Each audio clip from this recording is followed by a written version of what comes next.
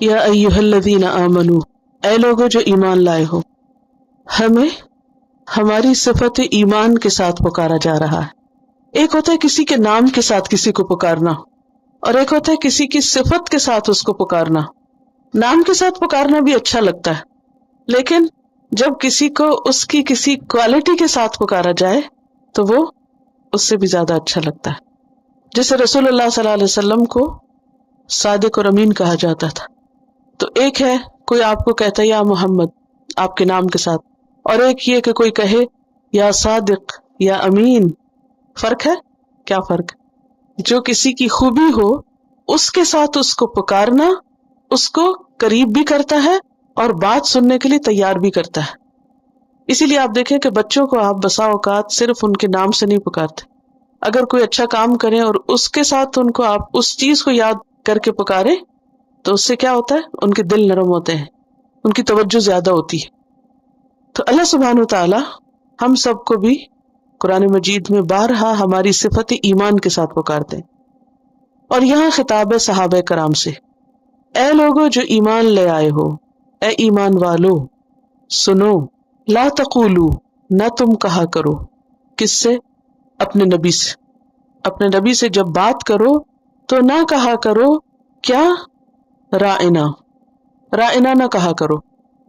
ہوتا یہ تھا کہ صحابہ کرام کو نبی صلی اللہ علیہ وسلم سے کبھی بات کرنے کی ضرورت پیش آتی، اب وہ آپ کو جب خطاب کرتے کہ آپ ہماری بات سنیں تو یہ نہیں کہتے تھے لسن، سنیے، سنیں، یہ نہیں کہتے تھے۔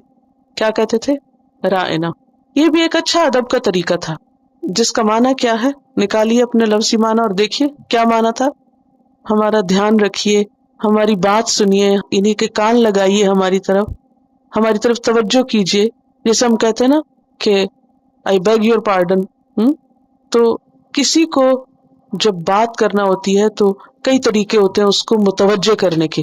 تو رائنا طریقہ تھا نبی صلی اللہ علیہ وسلم کو اپنی طرف متوجہ کرنے کا، کہ آپ ہماری طرف ذرا توجہ فرمائیے اور ہماری بات کو سنیے۔ آپ صلی اللہ علیہ وسلم کی مجلس میں یہود بھی ہوتے اور ویسے بھی ان کا آپ سے انٹریکشن ہوتا، وہ بھی آپ کے پاس آتے، آپ سے کچھ بات کیا کرتے۔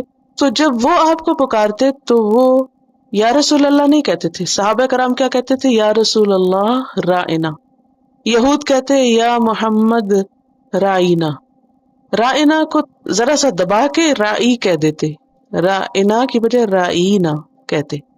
رائی کہتے ہیں عربی زبان میں گڈریے کو، او چرواہے، یعنی توہین آمیز لفظ بنا لیتے، ان کی نیت پیچھے خراب ہوتی اور وہ اس طرح اپنی زبان کو دبا کے بولتے کہ جس سے بات کچھ سے کچھ بن جاتی۔ یا پھر یہ جو آخر کا الف ہے رائنا، تو اس الف کو چھوٹا کر دیتے اور کہتے رائنا۔ رائن ان کی زبان میں ایک گالی تھی، احمق اور اسٹوپڈ کے لیے استعمال ہوتا ہے۔ یا محمد رائنا کا میننگ کیا بنتا تھا؟ نعوذ باللہ محمد اور اسٹوپڈ۔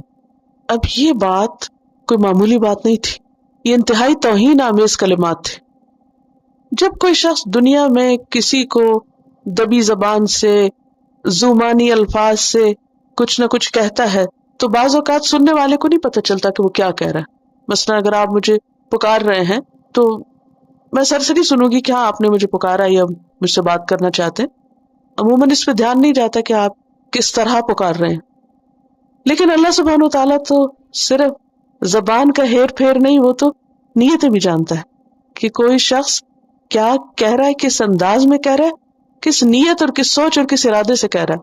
تو اللہ سبحانہ وتعالیٰ کو تو فوراً پتہ چل گیا، لہٰذا اللہ تعالیٰ نے ان کو تو کچھ نہیں کہا جو گڑبڑ کر رہے تھے، اہل ایمان سے کہا کہ تم اس لفظ کو چھوڑ دو، لا تقولوا رائنا، رائنا کا استعمال بند کر دو۔ حالانکہ لفظ رائنا کیا تھا؟ کوئی بذات خود خراب لفظ نہیں تھا، لیکن چونکہ اسے بگاڑ لیا گیا تھا اور اس سے نبی صلی اللہ علیہ وسلم کی توہین مقصود تھی کچھ اور لوگوں کو، لہٰذا مخلص مسلمانوں کو اس لفظ کے استعمال سے روک دیا گیا۔